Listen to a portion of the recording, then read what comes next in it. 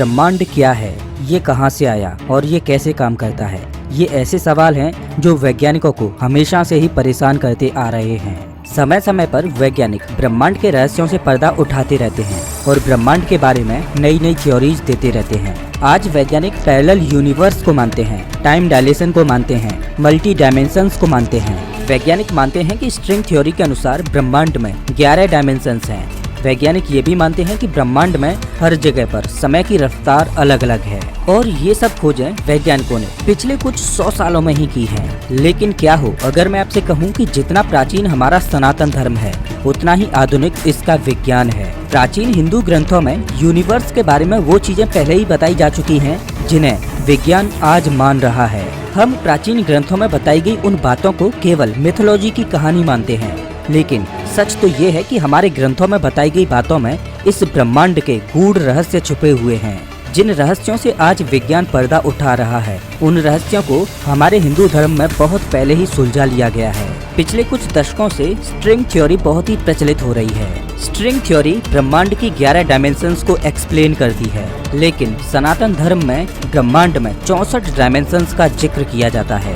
Dimension वाला ये concept विज्ञान के लिए भले ही नया है, लेकिन हिंदू धर्म में इसका हजारों साल पहले ही जिक्र किया जा चुका था। आज विज्ञान के बहुत से ऐसे कॉन्सेप्ट हैं जो हमारे सनातन धर्म से मेल खाते हैं। इस वीडियो में मैं आपके साथ कुछ ऐसी स्टोरीज शेयर करने जा रहा हूँ जिन्हें जानकर आप अपनी संस्कृति पर गर्व करोगे।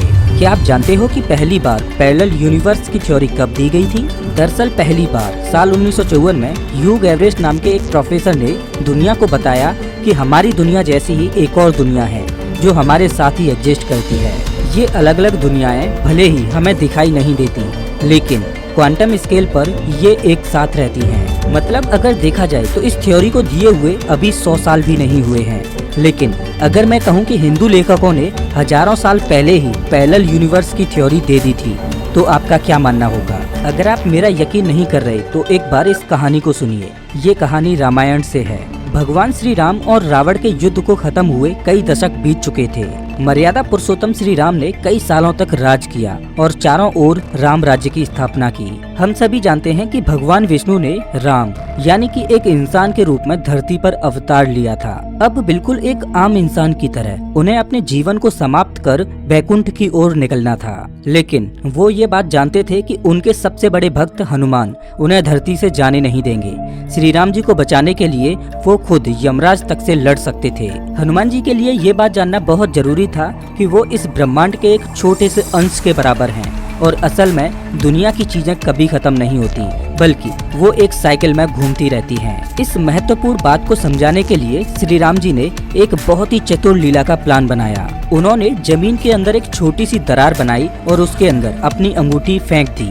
इसके बाद उन्होंने हनुमान जी को बुलाया और उन्होंने हनुमान जी से अंगूठी को निकालने के लिए कहा। हनुमान जी ने तुरंत अपने आकार को छोटा किया और उस दरार के अंदर घुस गए। वो धरातल में और ज्यादा नीचे जाने लगे और अंत में वो धरती के सबसे निचले भाग में पहुंच गए और उन्हें वहां पर नागलोक के देवता वासुकी जी मिले। हनुमान जी ने वासुकी को प्रणाम किया और उनसे कहा कि मेरे प्रभु श्री राम की अंगूठी यहाँ पर नीचे गिरी है, क्या आपने कहीं देखी है? ये सुनकर वासुकी का सबसे पहला सवाल था, आप कौन से वाले राम भगवान की बात कर रहे हो? हनुमान जी ये सुनकर बहुत ही अचंभित हो गए और इससे पहले कि वो कोई जवाब दे पाते, वासुकी जी ने दूर बड़े से पहाड़ की तरफ इशारा करके कहा कि आपको वहाँ पर आपके श्री राम जी की अंगूठी मिल जाएगी। ये सुनते ही हनुमान जी खुश होकर उस पहाड़ की ओर जाने लगे, लेकिन जब वो वहाँ पर पहुँचे तो उन्होंने देखा कि ये पहाड़ पूरी तरह से सोने की अंगूठियों से बना हुआ था, वही अंगूठियाँ जो श्री राम की थी। अब हनुमान जी और ज्यादा अचंभित हो गए।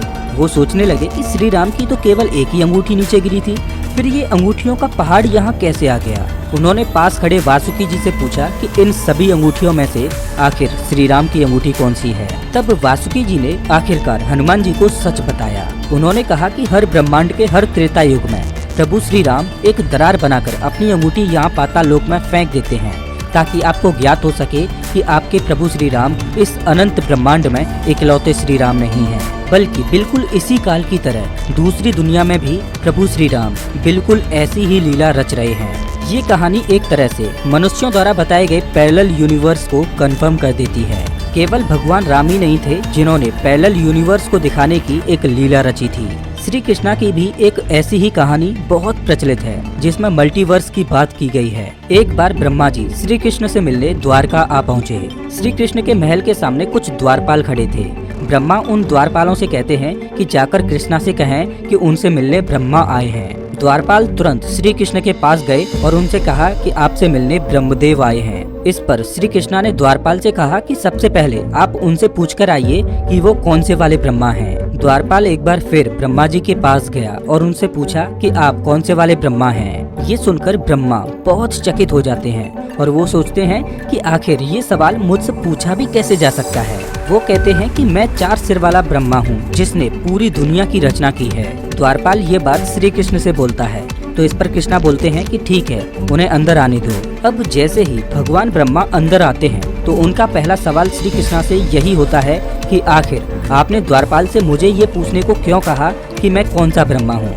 क्या मेरे अलावा भी कोई और ब्रह्मा है? कृष्णा ने ब्रह्मा के इन सवालों का जवाब देते हुए एक दिव्य दृष्टि दिखाई जिसमें उन्हीं की तरह कई सारे ब्रह्मा थे।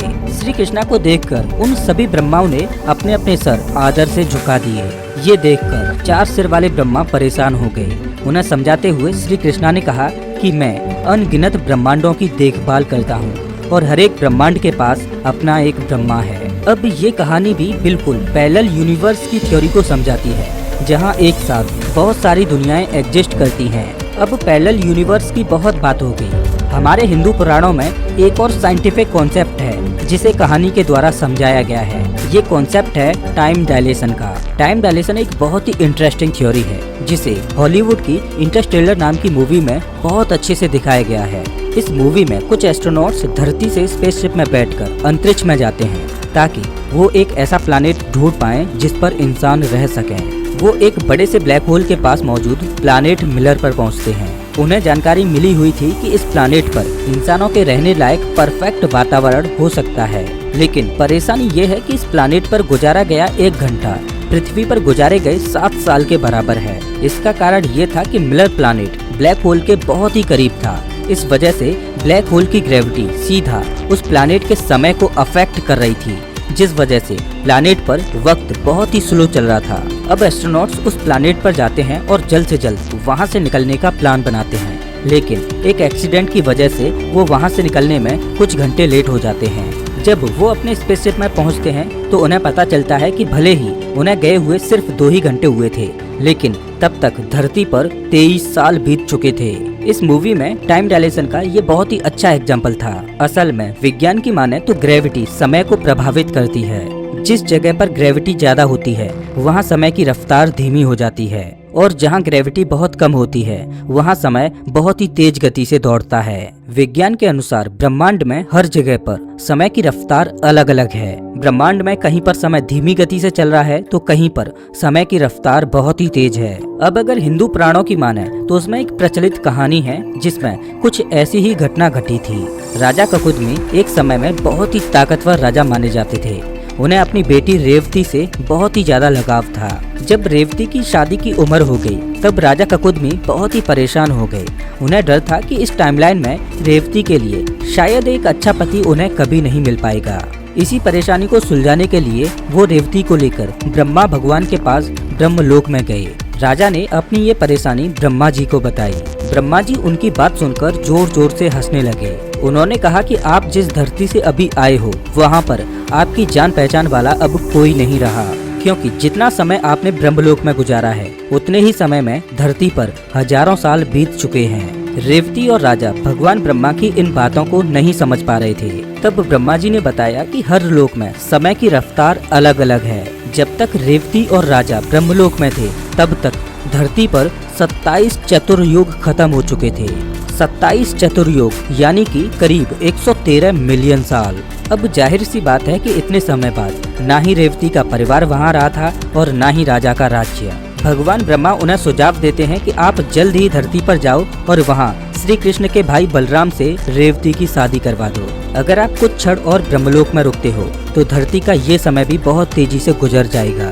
ये कहानी सीधे तरीके से टाइम डायलेशन की थ्योरी को प्रूव करती है। वही टाइम डायलेशन जिसके बारे में पहली बार अल्बर्ट आइंस्टाइन ने दुनिया को बताया था।